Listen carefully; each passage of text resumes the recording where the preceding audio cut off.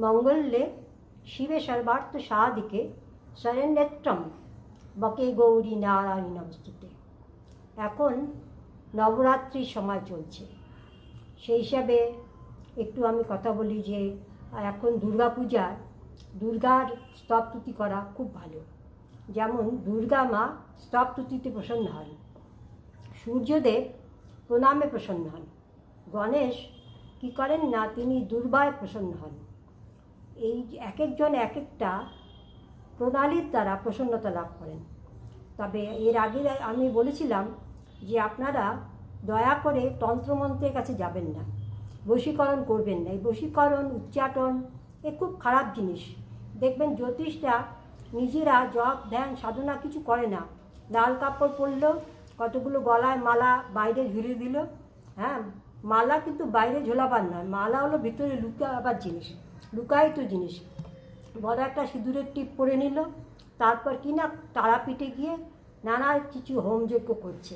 কিন্তু এগুলো কিন্তু প্রণালী নয় তন্ত্রের।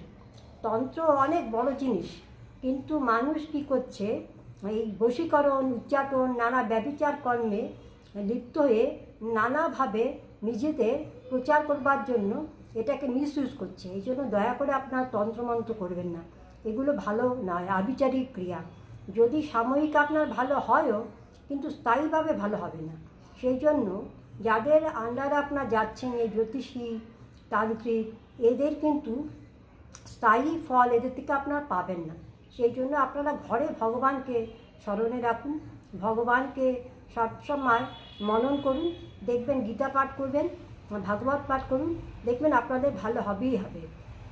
আর এছাড়াও কি হয়, যদি আমি শুদ্ধভাবে থাকি, অর্থাৎ যেমন এখন মীন রাশিতে শনির সাড়ে, এখন কী হচ্ছে না, শনিদেব ন্যায়কারক গ্রহ, কর্মের দেবতা।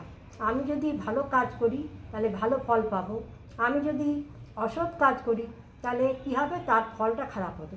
সেই জন্য শুদ্ধভাবে থাকতে হবে। আমার কাছে অনেকে এসে বলে যে এরকম শুদ্ধভাবে কী করে থাকবো, আমরা শুদ্ধই থাকি কিন্তু আরেকজনের সাথে প্রেম ভালোবাসা আছে, তো এটাকে বলা হয় অবৈধ সম্পর্ক।